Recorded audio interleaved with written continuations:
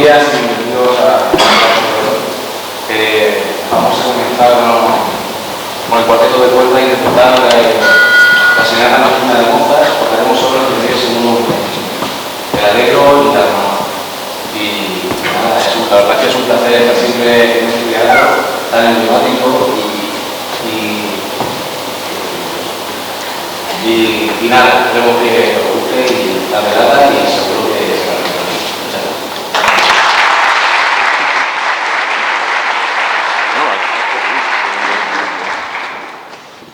Muchas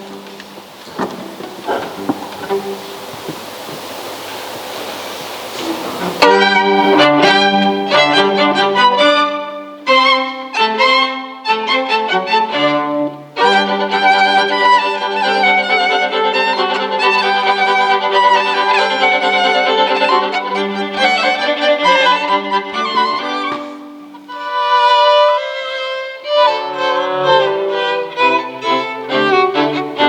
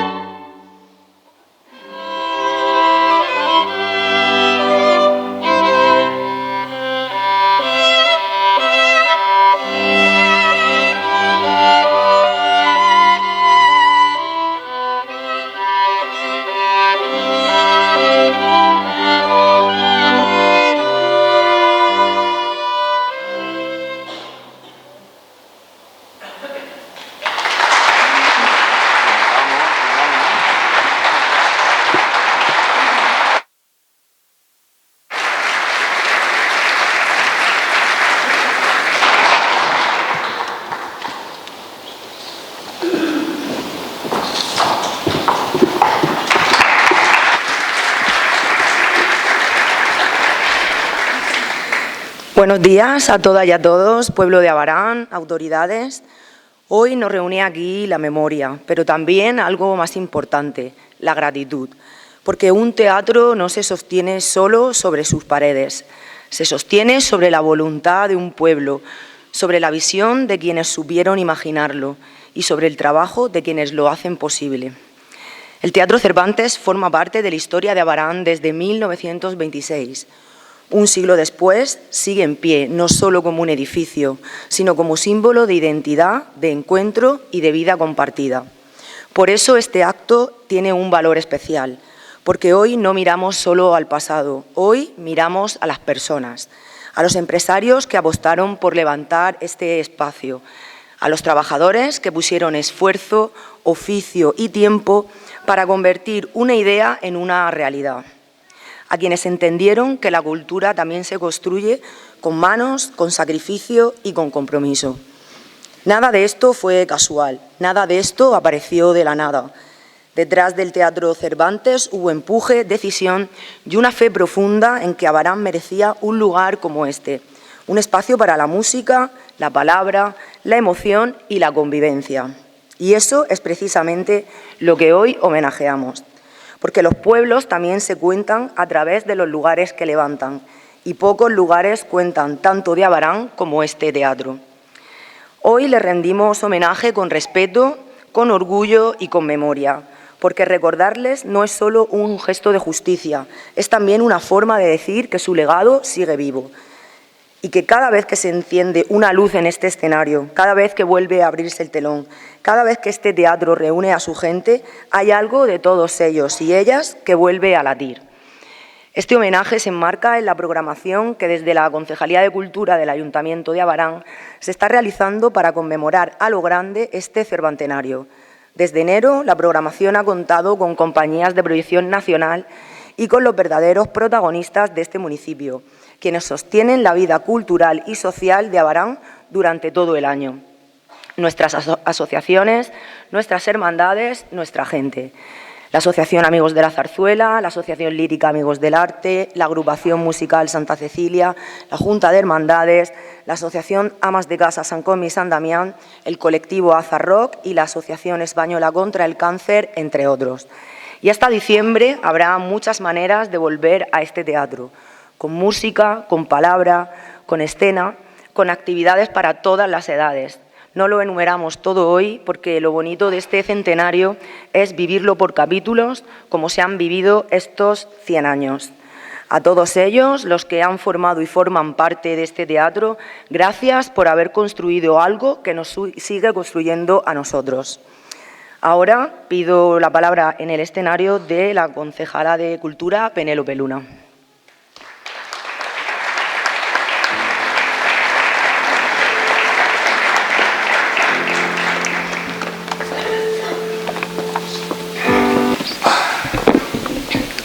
Buenos días a todas y a todos. En primer lugar, bienvenidos y bienvenidas a este teatro, a las personas que por primera vez pisan este teatro, y muchas gracias por acompañarnos. Y también gracias a mis compañeros y compañeras del equipo de gobierno que hoy han tenido el gusto de estar con nosotros.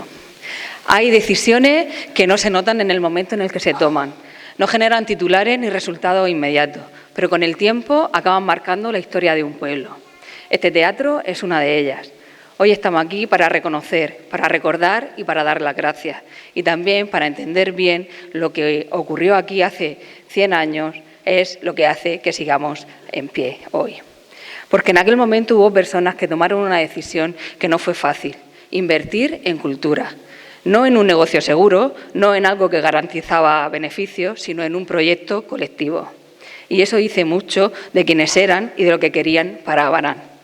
Habla de una forma de entender la vida pública, pensar más allá de uno mismo, apostar por el bien común y construir algo que perdurará.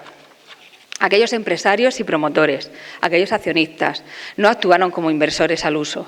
Apostaron por la cultura como motor de desarrollo, como espacio de encuentro y como herramienta para mejorar la vida de Abarán. Y lo hicieron asumiendo riesgos, incluso pérdidas, pero con una idea clara, que merecía la pena. Y ese es el mensaje que sigue siendo actual para nosotros y nosotras. La cultura no es un adorno, no es algo accesorio, Es una herramienta de progreso, un motor de cambio y un punto de encuentro que nos une como sociedad.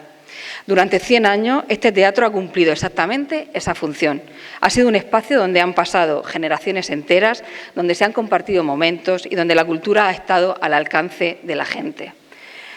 Pero si hoy estamos celebrando este centenario, no es solamente por una buena idea inicial, es sobre todo por las personas, por quienes trabajaron aquí durante décadas, muchas veces después de largas jornadas de otros oficios, sacando adelante cada función, cada sesión, cada detalle. Personas que no siempre se ven, pero que han sido imprescindibles para que el teatro funcionase. Ellos y ellas son el hilo que conecta el pasado con el presente. Gracias a su esfuerzo, a su constancia y a su compromiso, este teatro no se quedó en un proyecto, sino que se convirtió en una realidad viva que ha llegado hasta hoy. Y junto a ellos también es importante reconocer la figura de quien lo diseñó, el arquitecto José Antonio Rodríguez. Su trayectoria estuvo marcada por una obra amplia y diversa en la región de Murcia, combinando distintos estilos y dejando edificios muy representativos. Pero más allá de ello, hay algo que define bien su trabajo, la capacidad de poner la arquitectura al servicio de la sociedad. Y este teatro es un buen ejemplo de ello, no solo por su valor estético, sino por cómo fue concebido para ser útil, duradero y abierto a la gente. Y eso también forma parte de nuestro patrimonio, un patrimonio que no solo lo heredamos, sino que decidimos cuidar y mantener con sentido. En este recorrido también quiero reconocer a quienes han tenido responsabilidades en la Concejalía de Cultura antes que yo, a quienes entendieron que la cultura no podía quedarse en un segundo plano y que había que sostenerla incluso en momentos complicados. Gracias a ese trabajo, hoy Abarán cuenta con una base cultural sólida y con espacios como este que le siguen dando vida. Y ahora nos toca continuar. No podemos dar la cultura por hecha, no podemos tratarla como algo prescindible. Al contrario, hay que seguir apostando por ella, apoyando a quienes la hacen posible y garantizando que llegue a todo el mundo. Porque cuando se invierte en cultura, se está invirtiendo en las personas, en su capacidad de pensar, de participar y de construir comunidad. Y eso, al final, es lo que nos define como pueblo. Por eso, este acto también es solo una mirada al pasado, también es una mirada al pasado. Es también la forma de decir qué queremos hacer de aquí en adelante.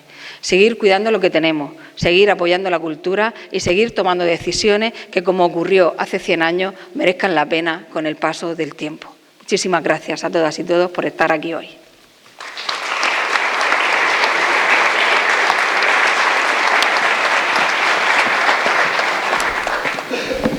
Bien, y ahora pido la presencia en el escenario del alcalde Jesús Gómez Montiel, ya que vamos a entregar unos detalles a todos los familiares.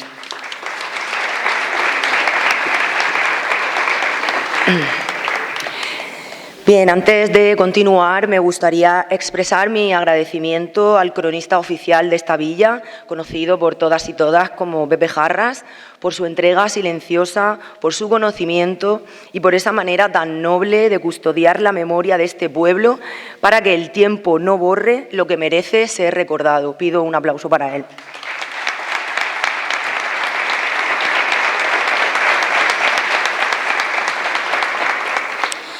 Bien, se trata en este acto de recordar y homenajear a los hombres y mujeres que constituyen el paisaje humano que está debajo de esta maravillosa obra arquitectónica, que han puesto su trabajo para que haya podido llegar a los 100 años de vida, que han atraído a un público que ha acudido con expectación a todo lo que en pantalla o en el escenario se ha ido ofreciendo en estas 10 décadas. Los primeros nombres que aparecen, si volvemos la vista atrás, son los que constituyeron el 8 de abril de 1926, a 6 meses de su inauguración, la Sociedad Teatro Cervantes, que tenía como objeto, y cito textualmente, la edificación de un teatro en Abarán, destinado a celebrar en él toda clase de espectáculos permitidos por la ley, públicos o privados, gratuitos u onerosos. Queden sus nombres para el recuerdo: José María Molina Martínez, José Templado Tornero, Casto Milanés García, Joaquín Gómez Gómez, Constantino Carrillo Castaño, Adrián García Molina, Agapito González Gómez, Clemente Gómez Ortiz, Eloy Templado Tornero, Joaquín Gómez Gómez.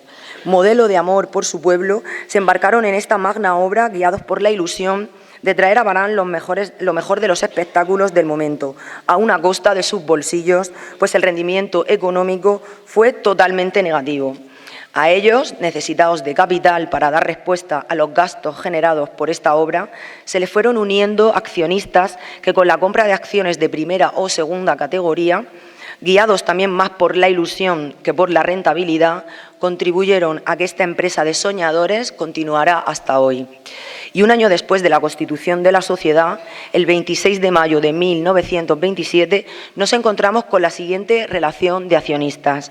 De primera categoría, Agapito González con 2 acciones, José Templado con 2 acciones y ya con una, Constantino Carrillo, José María Martínez, Casto Milanés, Eloy Templado, Joaquín Hielo de Valentino, Modesto Ruiz, Jesús Hielo, Claudia Gómez Gómez, Tranquilino Tornero, Antonio Castaño, José Cobarro, Basilio Gómez, César Gómez, José Ernesto Gómez, Antonio Tenedor, Nicolás Gómez. Un total de 20 acciones de primera que tenían derecho a una platea desembolsando 5.000 pesetas por acción.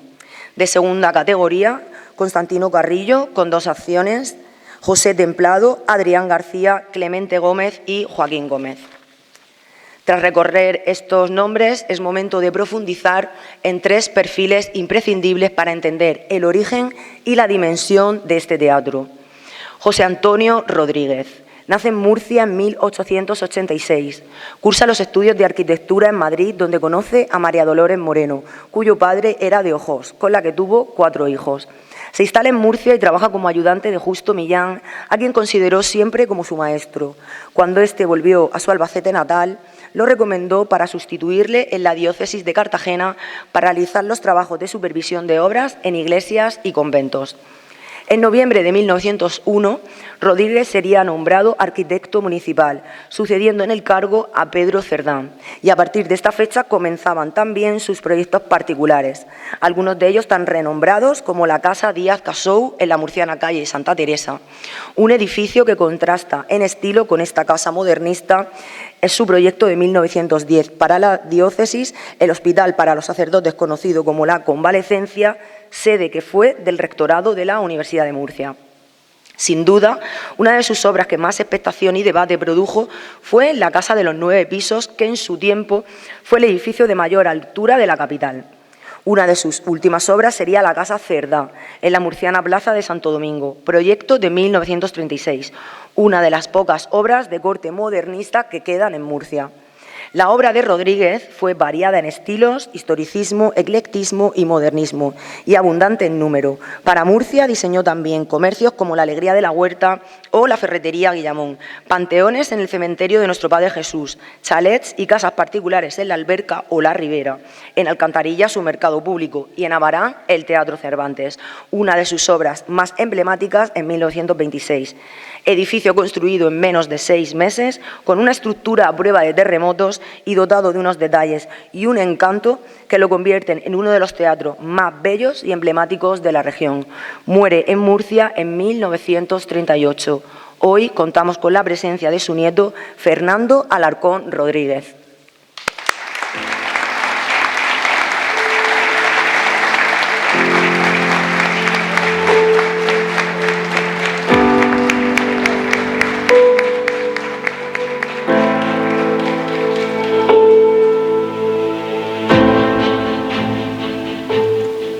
Muy buenos días.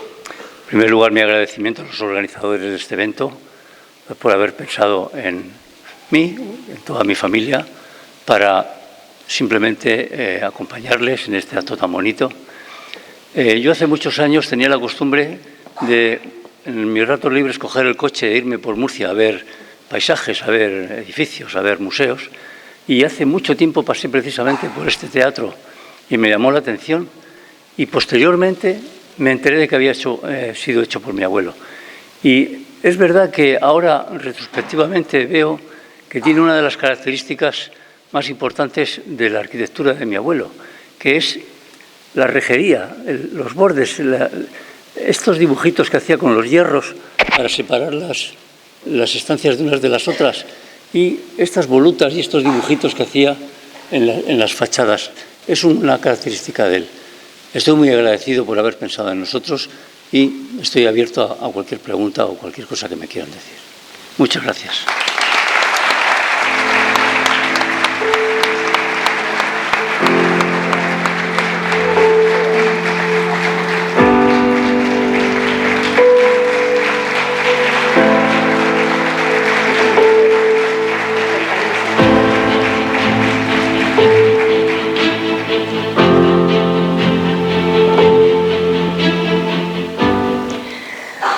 José Templado Tornero nace en Abarán en 1889 y muere en 1930 a los 41 años de edad. Industrial, propietario del molino de papel donde se fabricaba papel, se picaba el esparto y se serraban maderas destinadas en su mayor parte a la elaboración de envases para las frutas, una empresa cuyo gran número de empleados dio lugar a la leva. Fue alcalde de Abarán entre los años 1924 y 1929, uno de los alcaldes más jóvenes que ha tenido la población. Durante su mandato, entre otras obras importantes, se proyectó e inició la instalación de la red de alcantarillado. Se inauguró la central telefónica, ofreciéndole la oportunidad en la primera conferencia de hablar con el rey Alfonso XIII, impulsor de la Semana Santa a través del Tercio de Armaos. Participó como impulsor y promotor determinante en la construcción del Teatro Cervantes sobre el ya existente Cinema Cervantes. En 1918 formaba parte de la empresa artística, compuesta por un grupo de veinteañeros que sin afán de lucro y con algunas que otras pérdidas contrataban espectáculos de varietés para el Cinema Cervantes. Esa sociedad, aumentada por otros componentes, debió de ser el germen de la edificación del nuevo teatro, el cual desde entonces competiría con el ya existente Guerrero, que había construido a sus expensas su abuelo José Templado Fernández al final del siglo anterior. En resumen, recogiendo las palabras de un periodista de la época en el diario La Verdad, el personaje quedaría definido como hombre joven, industrial, de acrisolada honradez, al que preocupan todos los asuntos de su villa, hasta tal punto de tener muchas veces abandonadas sus florecientes industrias por tener que dedicar su atención a la administración municipal. Hoy contamos con la presencia de su nieto, Javier Templado Gómez.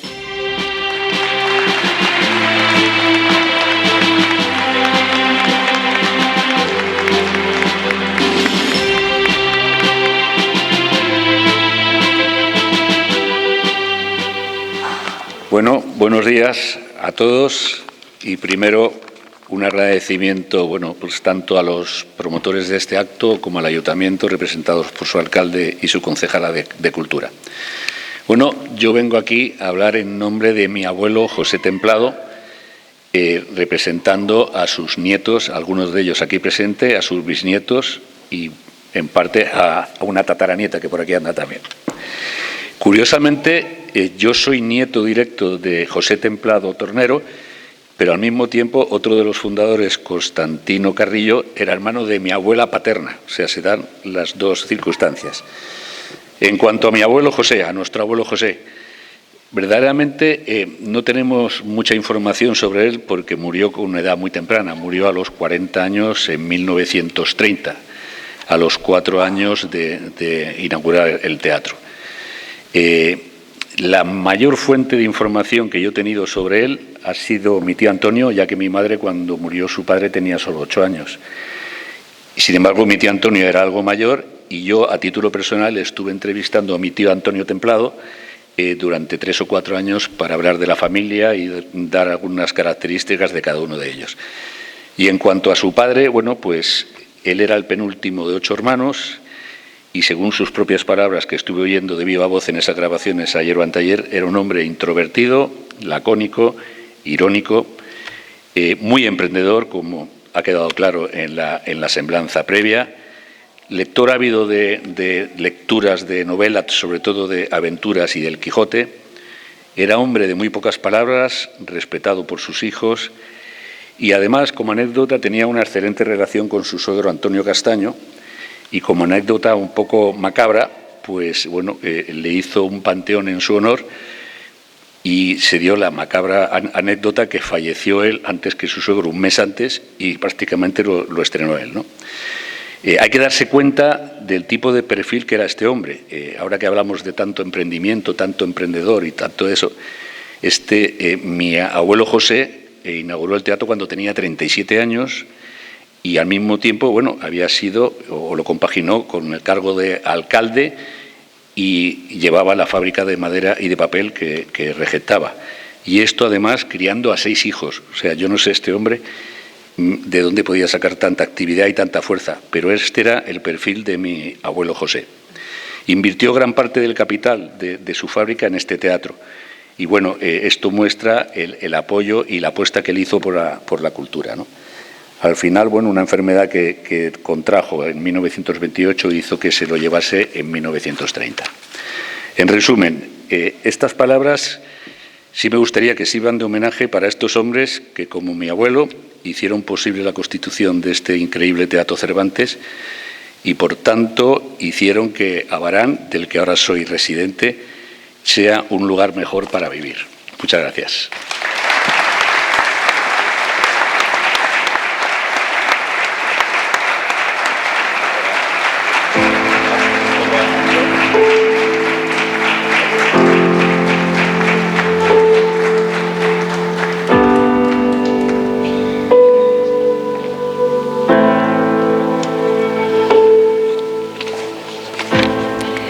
Por último, Constantino Carrillo nace en 1889. Profesionalmente, su trabajo era el de impresor, fundando la imprenta Moderna en la calle San Damián. Pero la ilusión de su vida fue el gestionar el Teatro Cervantes, al que estuvo ligado como accionista desde la creación de la Sociedad Teatro Cervantes el 8 de abril de 1926. Tomó las riendas de la gestión de este coliseo y no fue un empresario convencional, pues el rendimiento económico contaba poco para él. Estaba muy por encima la ilusión de que su pueblo disfrutara de las mejores películas y de los mejores espectáculos de cada momento, estando a la altura de la programación de cualquier capital. Era simpático, cercano y buena persona en el sentido más literal de la palabra. Nunca traía una película mala. Es más, siempre decía, si te ha gustado la de este domingo, la del domingo que viene es aún mejor. Muere en la Nochevieja de 1967. Le sucede en la gestión su hijo Antonio Carrillo Yelo, que nace en 1917 y muere en 2010. Llegó a ser empresario del Cervantes casi por azar. Un tratamiento casi experimental contra una pulmonía frustró lo que hasta entonces habría sido una brillante carrera universitaria.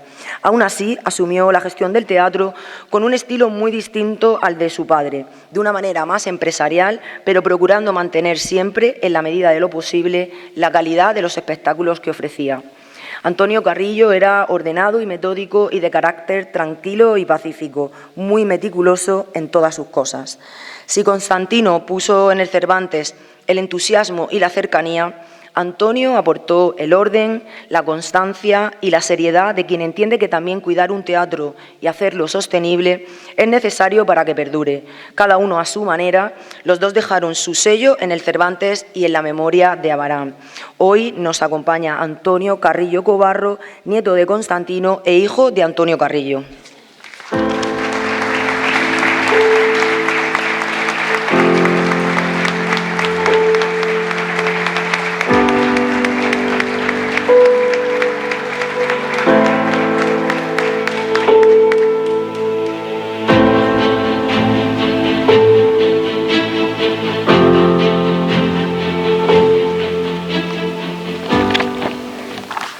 Buenos días a todos, autoridades, abaraneros y visitantes. Quiero agradecer sinceramente este homenaje a mi padre Antonio Carrillo, a mi abuelo Constantino Carrillo y a todas las personas que hicieron posible este teatro, sus promotores, arquitectos, constructores, trabajadores y cuantos contribuyeron a levantarlo y a construir su historia. Yo tendría unos 13 años cuando murió mi abuelo. Casi todo lo que conozco de él es por referencias, abraneros que me hablan de su simpatía, de su don de gente y de su carisma. Lo recuerdo por la calle con su gabardina, su gallá, una boina y un perenne característico olor a colonia. De primera mano sí puedo hablar de su generosidad, porque siempre que me lo encontraba pillaba algunas pesetillas. Algo que también confirman muchos testimonios de gente del pueblo que todavía hoy me habla de él. De hecho, había veces que se presentaban un grupo de gente que no tenía suficiente dinero para sacar una entrada por cabeza y negociaban con él, y total, que por el dinero que llevaban, fuese el que fuese, entraban todos, que en definitiva un precursor del 3x1. Le importaba más que los espectadores saliesen satisfechos de la película que la propia taquilla. Ese era mi abuelo, un hombre generoso, entusiasta y entrañable, que entendía el teatro y el cine no solo como un negocio, sino como una forma de ilusión compartida. Mi padre, Antoñico del Cine, llegó a dirigir el teatro tras abandonar la carrera de química por una sobredosis de sulfamida. Era ordenado, metódico y totalmente puntual. De hecho, aún hay gente que me dice que sabían que era la 1 en punto porque veía pasar a Antoñico del Cine con su moto por la calle. Todos los días a la 1 cerraba el teatro y se bajaba a casa. Cuando iba al cine a las sesiones de la tarde y lo veía en la puerta, asomado, con su puro y nervioso, estaba seguro de lo que pasaba. Estaba a punto de comenzar la sesión y mi madre y mi tía aún no habían llegado. Ellas eran menos, se estresaban menos con la aguja del reloj que mi propio padre. Cuando por fin las veía aparecer, tranquilas, despacito, sin prisa, por la calle de San Cosme, me decía: mira, Antonio, la polvareda que lleva tu madre y tu tía de lo rápido que sube. Mi padre se dedicó exclusivamente al teatro, a diferencia de mi abuelo, que también tenía la imprenta La Moderna. Tenía un poco más de preocupación por la taquilla que su padre, pero no dejaba de ser generoso, y de hecho durante la proyección de Ben-Hur, que fue la película que más tiempo se puso en este teatro, de hecho creo que estuvo de domingo hasta el viernes siguiente, a la hora de la carrera de Cuadrigas, venía gente que le pedía permiso para entrar solamente para ver la carrera, y por supuesto que se la daba. Especialmente el doctor Molina no faltó ni una sola tarde. Tuvo también su propia aportación a la historia del cine en Abarán. ¿Os acordáis de la Terraza Cervantes, verdad? Aquel entrañable cine de verano en el que bajábamos a pasar las noches de verano con nuestra correspondiente cena, o bien yéndonos a la cantina para tomar lo que allí nos ofrecían. De ese teatro, de ese cine, aún recuerdo el formidable olor a dama de noche que había, provocado por las plantas que adornaban la pantalla. Mi padre prefería no estar que sobrar. Era amable y apenas recuerdo episodios de verlo de mal humor. Era capaz de arreglar cualquier cosa. Un hombre muy inteligente, que de hecho aún guardamos las notas que tenía de la carrera de químicas que tuvo que abandonar, que eran brillantísimas. Un hombre de bien, siempre de buen talante, desde luego un magnífico marido, un buen padre, un buen abuelo. Era para mí un orgullo, es para mí un orgullo que hoy todavía cuando llego a Abarán me hablen tanto de mi padre como de mi abuelo, y que me reserven mesas en los bares con el nombre de Antoñico del Cine. Sobre todo también es un orgullo poder estar aquí representando a ambos. Quiero expresar mi agradecimiento al Ayuntamiento, al señor alcalde Jesús, a la concejala de Cultura, Penélope, a mi buen amigo Pepe Jarras y a todas las personas implicadas en este centenario, por los actos organizados y por su empeño en recuperar la memoria de hechos y de personas. Gracias de corazón por este homenaje y por mantener viva la memoria de quienes dejaron su huella en la historia del Teatro Cervantes y en la vida de Abarán. Mientras permanezca en el recuerdo agradecido de su pueblo, mi padre y mi abuelo seguirán entre nosotros. Muchas gracias.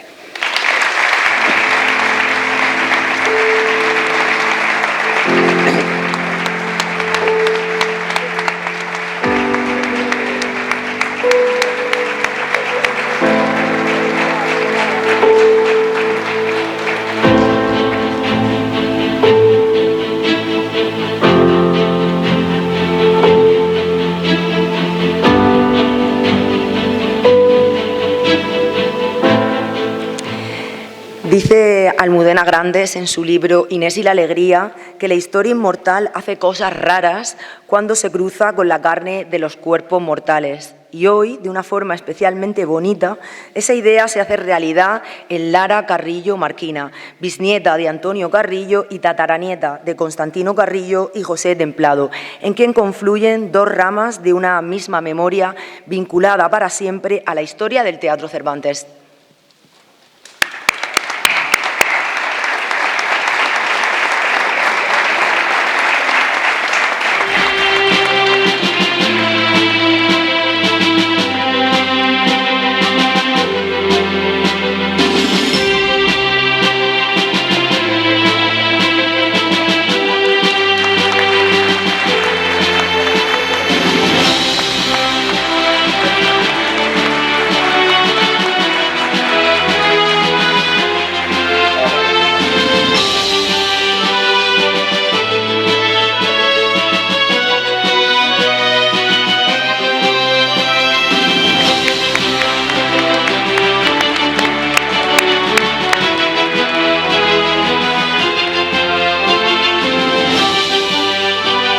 Es evidente que si este teatro ha llegado a los 100 años es, entre otras cosas, porque ha habido un público fiel que ha respondido a sus llamadas a visionar las películas más exitosas o los espectáculos y actos más brillantes. Pero para que ello pudiera tener lugar, el teatro ha debido estar dispuesto en todos sus servicios. Para ello ha tenido que haber personas que se encargaran de ello. Personas que en el pequeño cubículo de la taquilla dispensaran las entradas para poder acceder a disfrutar de lo programado. Personas que controlaran el acceso a la sala o que con linterna en mano guiaran a los espectadores hasta sus localidades. Personas que manejaran esa compleja maquinaria de entonces en la que había que colocar las pesadas cintas que contenían las imágenes de las películas. Personas que se esmeraran en pintar esas carteleras que eran en su tiempo el único medio de comunicar lo que en el teatro se programaba. Personas que atendieran a otros detalles de mantenimiento del edificio para que todo funcionara bien. Y personas que en los intermedios refrescaran las gargantas de unos espectadores necesitados de ese paréntesis. Han sido muchos estos protagonistas de la vida del teatro a lo largo de 100 años y no hemos podido tener un reconocimiento a todos ellos, pues no tenemos documentación escrita y pormenorizada de los mismos, por lo que hemos tenido que recurrir a fuentes orales y a la memoria de algunas personas relacionadas con el teatro. Con esta información podemos decir que son todos los que están, pero no están todos los que son. Por lo que pedimos perdón a aquellos a los que no hayamos convocado, pues no ha sido por voluntad propia, sino por la imposibilidad de disponer de fuentes escritas y fiables. Todas estas personas, como bien sabéis los familiares, no tenían como trabajo exclusivo el que realizaban aquí, sino que después de su jornada de trabajo en fábricas de madera o de conserva, o en almacenes de fruta o en la huerta, o en imprentas o en otros oficios, venían al teatro a ejercer su tarea que se prolongaba hasta muy tarde, pues los fines de semana había 3 sesiones de cine, la última pasada a las 10 de la noche.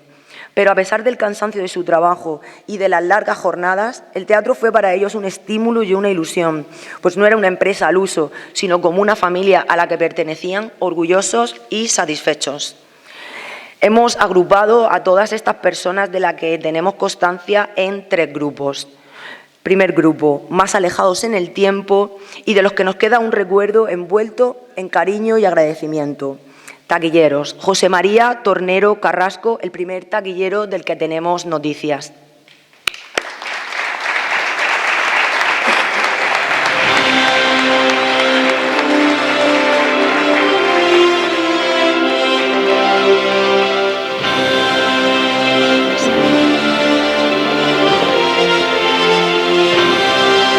Antonio Cobarro Pascual.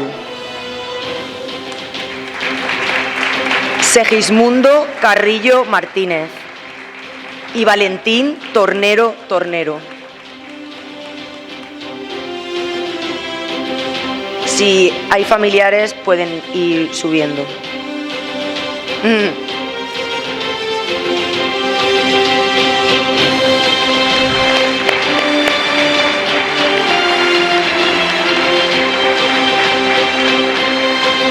Por otra parte, porteros y acomodadores. Felipe Miñano Candel. Bienvenido Gómez Gómez. Jesús García Sánchez, José Gómez Gómez y Magín Martínez Carrasco.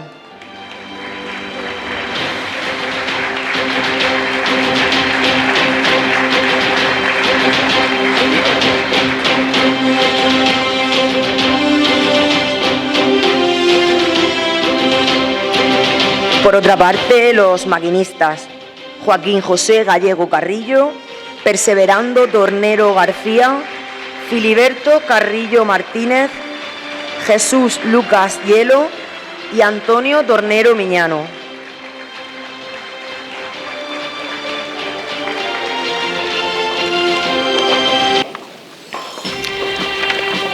Pintores y mantenimiento: Miguel Ángel Valls Gómez, Francisco Martínez Sarabia, José Carrasco Yuste, José Carrillo Gómez, Joaquín Juliá Gómez Gandhi, que dejó la huella de su arte en las pinturas del escenario.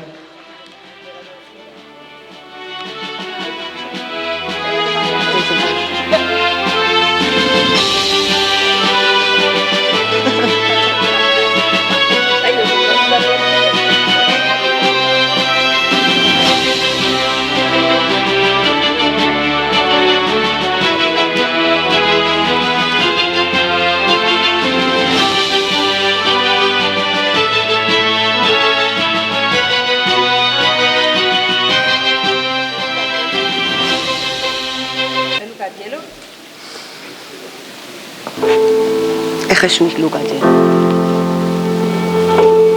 Jesús Lucas Hielo. Anda. Sí, que hay algunos que no están. Perseverando.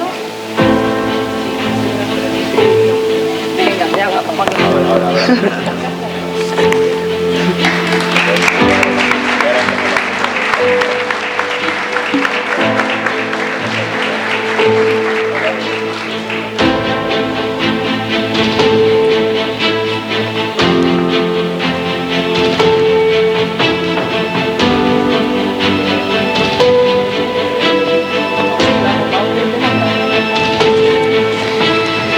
Mención especial a dos personas que hicieron del Cervantes prácticamente su casa: Luis Templado Gómez y Benjamín Trigueros Victorio Molinica.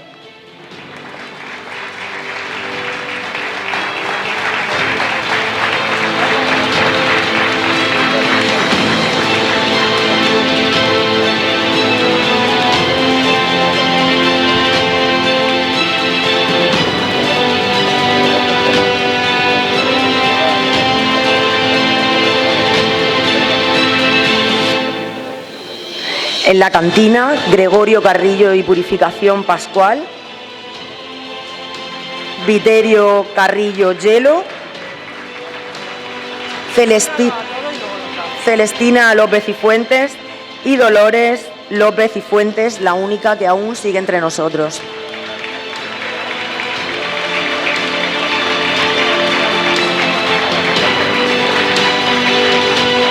Disculpa. Ahora daremos todo ordenado, ¿vale? Pero mientras vamos a ir adelantando, disculpad el desorden, ha sido un poco el directo. Por otro lado, el grupo 2, personas que trabajaron tras la restauración y que aún están aquí: José Victorio Fuencisla Mosó, José Ángel Pérez Valera y Jaime Sánchez Campillo.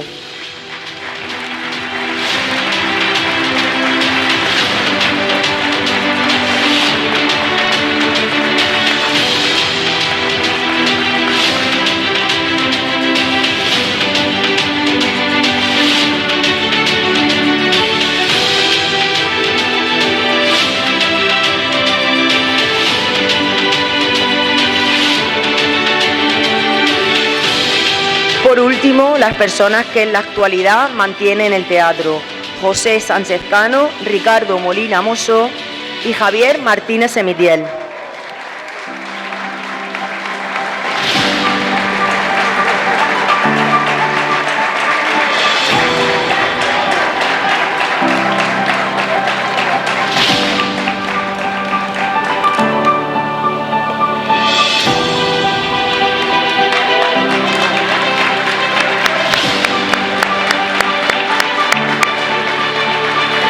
ahora cedo la palabra a Joaquín Gallego Belandrino, que dirá unas palabras en nombre de todos los trabajadores.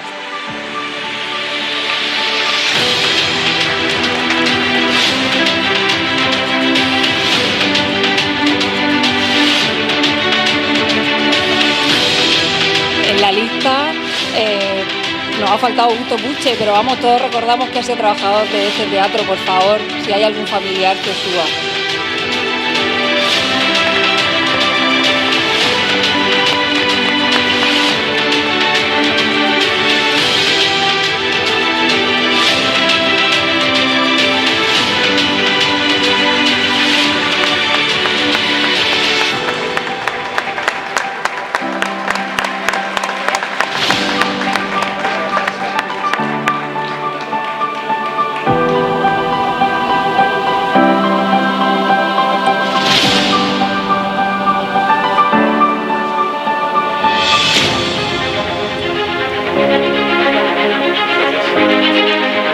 Bueno, muchísimas gracias a todos por acompañarnos, muchísimas gracias a las instituciones por hacer que nuestro teatro llegue hasta aquí, hasta ahora, a todas las personas que lo han mantenido y que pueda cumplir 100 años.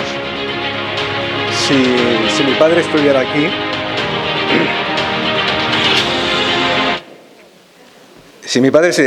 se sentiría muy orgulloso de todo el tiempo que ha dedicado a mantener vivo su teatro.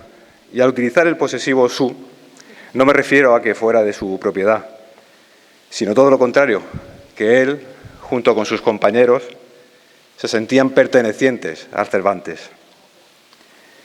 Si mi padre estuviera aquí, podría contarles una de sus muchas anécdotas de tantas y tantas mañanas, tardes y noches de cine, zarzuela, teatro, conciertos, revistas, mítines.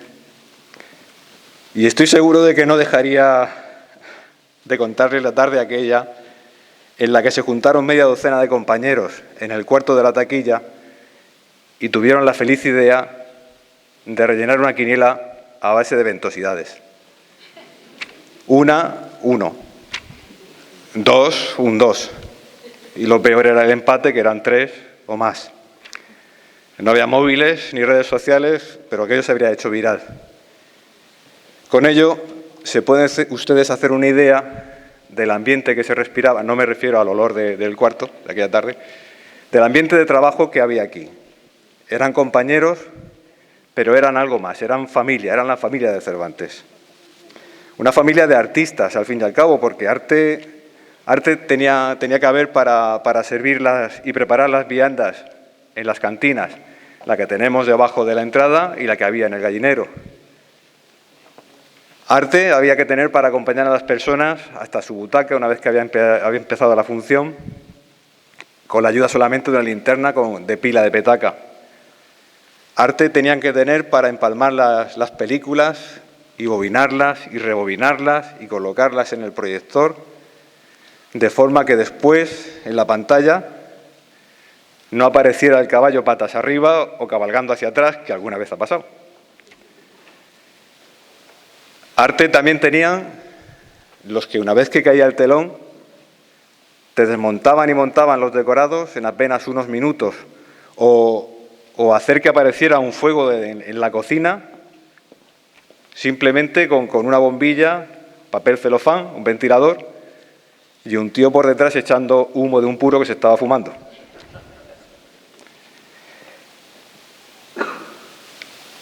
¿Por dónde voy? Y no me negarán, por supuesto, la capacidad artística de los que rotulaban las carteleras, encajando a la perfección los títulos de las películas y los nombres de los protagonistas, de los protagonistas, porque de los directores casi no se ponían, porque a la gente le importaban los protagonistas. El Charlton Heston, el John Wayne, la Vivian Leigh, el Burt Lancaster, ¿sí? Y por supuesto el Tontin Leg, que le dio apodo a uno de aquí. En fin, que si todos ellos estuvieran aquí, se fundirían en un abrazo por todos los años vividos y y por haber hecho también, seguramente sin pretenderlo y sin saberlo, haber contribuido de la manera que han contribuido al desarrollo de la cultura en nuestro pueblo y al engrandecimiento de nuestro teatro, de su Teatro Cervantes. Muchas gracias.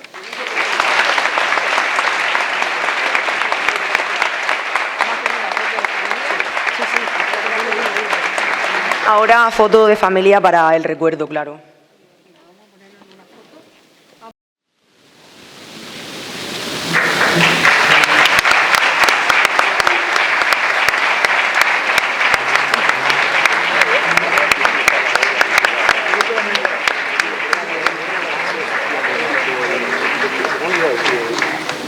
Bien, ahora cedo la palabra a Jesús Gómez Montiel, alcalde de Abarán. Bueno, aguardamos mientras bajan los verdaderos protagonistas de la historia de este teatro. Pues muchísimas gracias, buenos días. Quería darles las gracias, en primer lugar, los familiares de José Antonio Rodríguez, arquitecto que imaginó este espacio y que 100 años después tenemos la gran fortuna de poder disfrutar y de poder mimarlo, conservarlo con lo mejor que tenemos. Darle las gracias a los descendientes de la parte de la familia de Templado, luego de Eloy Templado, posteriormente de Constantino Carrillo. Tenemos ese eslabón entre ambos apellidos, de esta pequeñica que ha subido y que nos ha contagiado a todos de esa humanidad que al final es lo que está detrás de un acto como el de hoy. Compañeros de corporación, gracias por supuesto a todo el equipo organizador, Alba al frente de la presentación, Carmen Terrones, muchísimas gracias, a este cuarteto de cuerda que nos ha hecho disfrutar con esas notas de Mozart, y ahora después voy a ser breve precisamente para que podamos disfrutar de otras canciones. La cultura es imprescindible. Estamos asistiendo atónitos a una realidad global, una realidad muy compleja en la que prácticamente se justifica o se legitima la guerra. Es algo terrible, es algo verdaderamente catastrófico que va en contra de la normalidad. Estamos asistiendo atónitos al despliegue de la ley del más fuerte. No hace falta que aporte más datos al respecto. Y frente a ese contexto que tenemos tan complicado, la cultura desde luego que se hace más necesaria que nunca. La cultura necesita espacios que la desarrollen.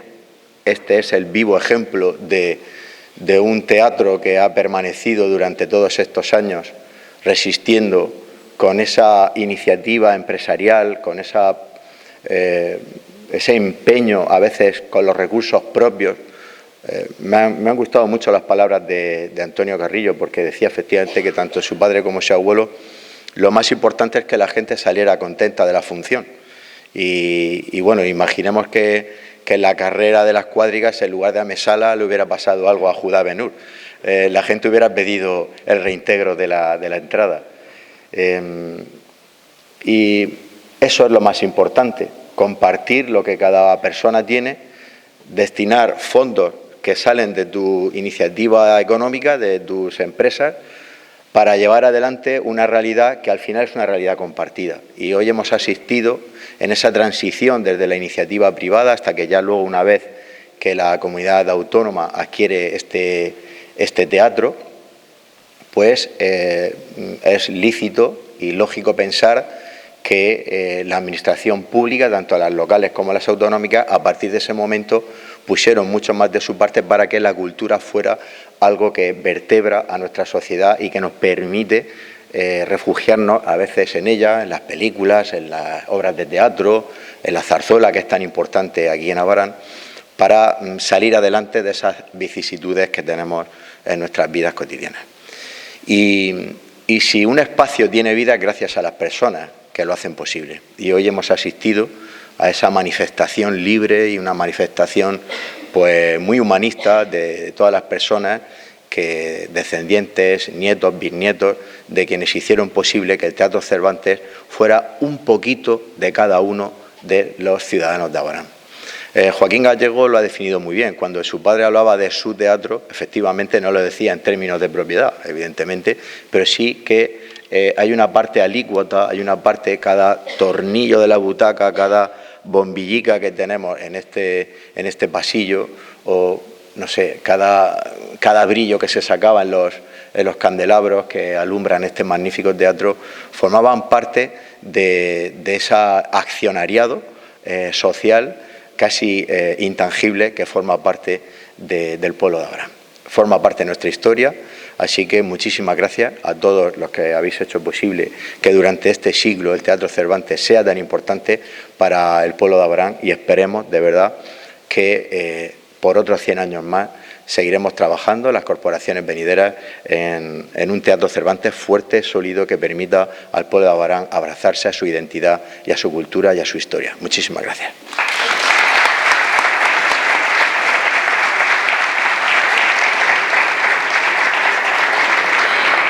Nos despedimos esperando que este homenaje haya hecho justicia, aunque sea humildemente, a quienes dejaron aquí su esfuerzo, su visión y una parte de su vida. Cerramos este acto con una última pieza musical por parte de 4 arcos que interpretarán Por una cabeza, El día que me quieras, Oboe de Gabriel, Can't Help Falling in Love, La vida es bella y Oblivion. Muchísimas gracias.